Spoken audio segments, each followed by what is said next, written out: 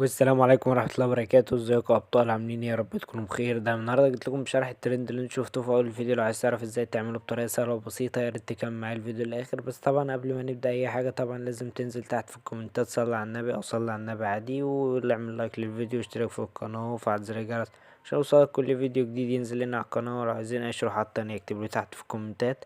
ولو في اي حاجة مش عارفينها هتلاقوها في جروب التليجرام، وكل حاجة عايزينها هتلاقوها في جروب التليجرام هرد عليكم على طول. ورغي كلام كتير يلا ما نخش في الشرح على طول. اول حاجه هنفتح الانستجرام زي كده، تدخل عندي على الانستا هتلاقيني منزل ستوري زي كده. بعد ما تدخل على الستوري زي كده هتلاقي كلام الترند، هتدوس عليه زي كده وبعد كده تدوس زرار الرابط.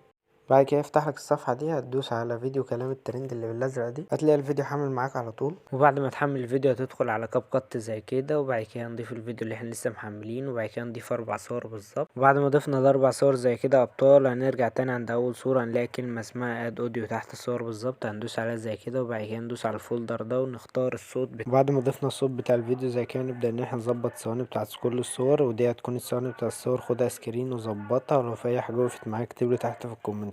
ويلا بينا نكمل بقى الشرح.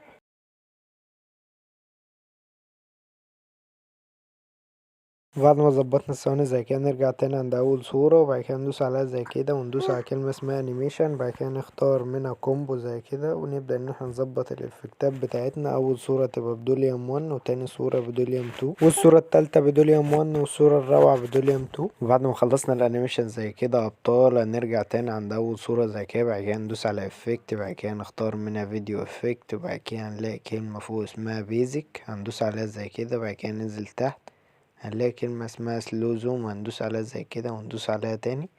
وخلي السبيد على 12 والرينج على 12 وندوس على علامة الصح ونخرج خالص. اهم حاجة تمشوا معاك خطوة بخطوة عشان الفيديو يظبط معاكم. ونحدد على الفيديو بتاعنا كله زي كده. وبعد كده نرجع تاني ندوس برضه على فيديو افكت، نختار المرة دي بارتي. وبعد ما ندوس عليها زي كده نختار بلاك فلاش اول واحدة على اليمين فوق. وبعد كده ندوس على علامة الصح ونحددها في الصور بتاعتنا كلها. وبعد كده بنشوف الفيديو مع بعض. وطلعت معايا دي النتيجة. بنشوف الفيديو في اي حاجة عايز تعدل بنعدلها، مفيش اي حاجة بنسيب الفيديو على طول. ولا في اي حاجة وقفت معاك تقولي تحت في الكومنتات. وكل الروابط وكل حاجة تلاقوها في جروب التليجرام، اللينك تحت في الوصف. بس كده سايب الفيديو من العلامة اللي فوق على اليمين. وبس كده ده يكون نهاية شرح فيديو النهاردة. اتمنى الفيديو يكون عجبكم واستفدتوا منه. لو عايزين اي شروحات تانية اكتبولي تحت في الكومنتات. لو في اي حاجة وقفت معاك اكتبوا تحت في الكومنتات. وده تكون نتيجة شرح فيديو النهاردة، واشوفكم في فيديو جديد. سلام.